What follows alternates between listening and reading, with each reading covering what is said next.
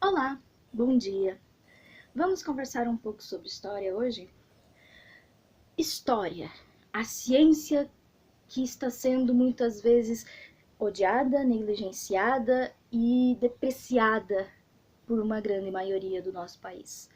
Não só do nosso país, é um movimento mundial, tá? Mas hoje eu não vou entrar no X desta questão. Eu estou aqui para conversar com vocês sobre quem você procuraria se, quando você está doente, você vai procurar quem? Quem estudou sobre o assunto.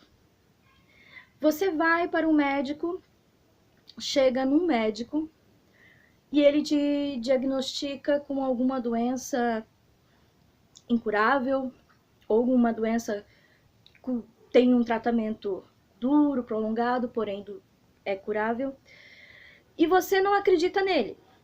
Então você vai procurar uma segunda opinião. De quem? De um açougueiro, de um padeiro ou de outro médico?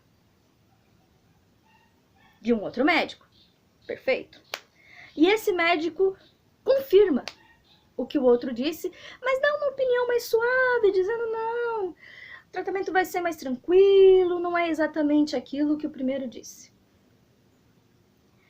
Aí você percebe que tem uma linha de pensamento igual, mas ainda assim quer uma terceira opinião. Qual é a terceira opinião que você vai procurar? Um padre, farmacêutico ou um jornaleiro? Percebeu que faltou uma opção aqui? O farmacêutico, ele vai saber te falar sobre os remédios que você vai tomar, não sobre o diagnóstico que você teve. Ele é um profissional importante, mas ele tem a função dele, farmacêutico, que eu utilizo muito e tenho meu farmacêutico de confiança, por exemplo. E os outros dois, bom, conhecem a área deles, que não tem nada a ver com a tua saúde. Então você tem que procurar um terceiro médico. Médico especialista naquilo que você foi diagnosticado. E esse processo de buscar o conhecimento certo na hora certa é que muitas pessoas não entendem que dentro da área de ciências humanas também é importante. Eu vejo muitas pessoas publicando livros com questionamentos ideológicos e políticos, e essas pessoas não são da área de humanas. É a mesma coisa de eu, que sou formada em História, escrever um livro sobre engenharia. Não entre numa casa que for construída seguindo meus preceitos. Nem eu entraria. Se eu não posso falar sobre o conhecimento específico de uma área, por que alguém pode falar do meu conhecimento específico e ainda me desautorizar dentro da minha área de conhecimento? Só por uma questão de conflitos ideológicos?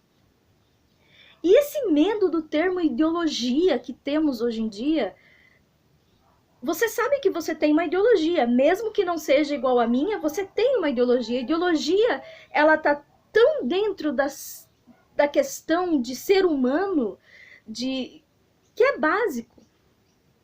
Ideologia não é só uma questão política. Ideologia está dentro das nossas filosofias de vida, da religião que você tem, da religião que você tem, da relação familiar que você tem.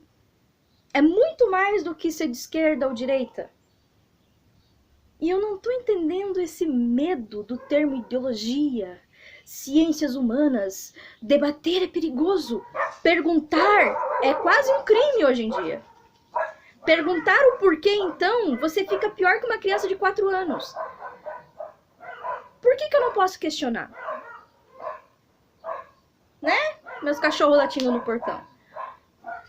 E eu gostaria de entender aonde nasceu isso. Na verdade eu sei, mas só que a partir do momento que eu tento explicar para outra pessoa em que momento ou por que nasceu essa necessidade de calar o outro, as pessoas tentam me calar. me agredindo. Porque sai do patamar de argumentação ideológica para ofensa pessoal. Porque a partir do momento que você não tem a mesma ideologia e senso social que outros indivíduos têm, você tem que ser calado. Deixa eu dar um aviso. Isso não é democracia. A democracia equivale à vontade de muitos sobre outros tantos, mas isso não quer dizer que esses outros tantos têm que ficar calados. A democracia é o direito de todos. Pensar, falar e o agir dentro da sua limitação de liberdade. Por isso nós temos uma coisa chamada Constituição. E por isso que o nosso país, ele é laico. Não, ele não é laico porque as pessoas têm que ser ateias. Tem que ser ateu. Ele é laico para permitir que todas as religiões, credos, crenças tenham espaço. Porque senão, você vai ter uma religião subjugando a outra. O nosso presidente utiliza muito o termo xiitas.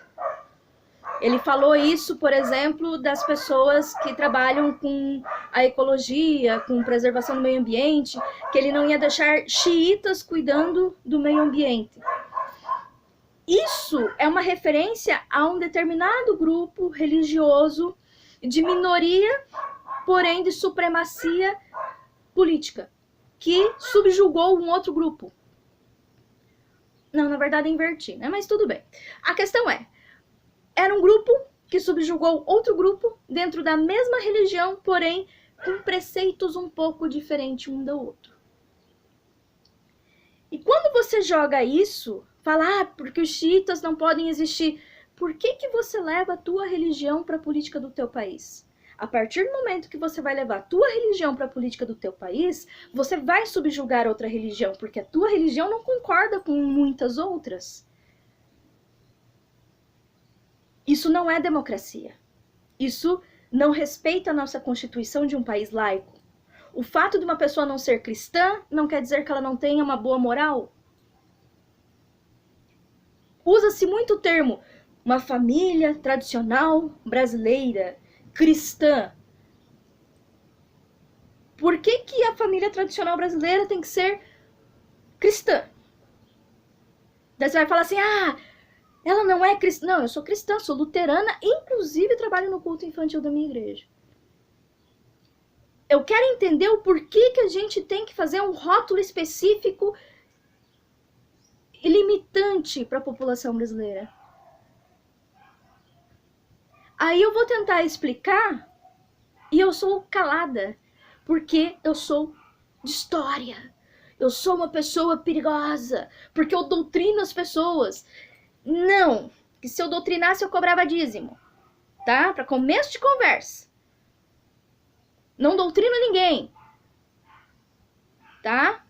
Eu apenas digo o que existe de concepções políticas, ideológicas, sociais e fatos históricos que aconteceram por causa dessas relações sociais. Ao apresentar toda essa gama de conhecimento, o indivíduo é que vai escolher para que lado vai. Não sou eu que falo isso. Não é nem o pai dessa criança que vai falar isso. Porque a nossa interferência com o adolescente, com a criança, e eu como mãe eu sei disso, vai até uma certa altura. Depois o indivíduo se forma por si mesmo e determina o que vai ser. Não é um professor, um pai, mamãe, um padre, ou um pastor, ou um líder de outra religião que vai impor isso à criança, o adolescente ou o jovem. Agora, calar, não. Não pode calar. Não pode limitar. Porque isso não é democrático. Não mesmo. E todo mundo tem tanto medo do comunismo, dos países que têm ditadores, que não percebem que num país que se diz democrático, está tomando as mesmas atitudes que esses países comunistas e ditadores têm, que é calar aquele que não concorda com eles. Pensa bem. E se você tiver alguma dúvida, não procura tiozinho da esquina, a não ser que ele seja da área de humanas. E abra a mente para entender. Entender não quer dizer que você tenha que começar a agir como a outra pessoa, mas pelo menos você vai respeitar e aceitar. É isso que as ciências humanas tenta ensinar para todo mundo, que pode existir conceitos ideológicos diferentes no mesmo ambiente. E ninguém morre por isso, desde que você respeite e desde que seja respeitado. E para isso, dê a liberdade necessária para que isso exista. Ok? Pareça por aqui. Sempre vai ter alguma coisa nova. Até já. Tchau.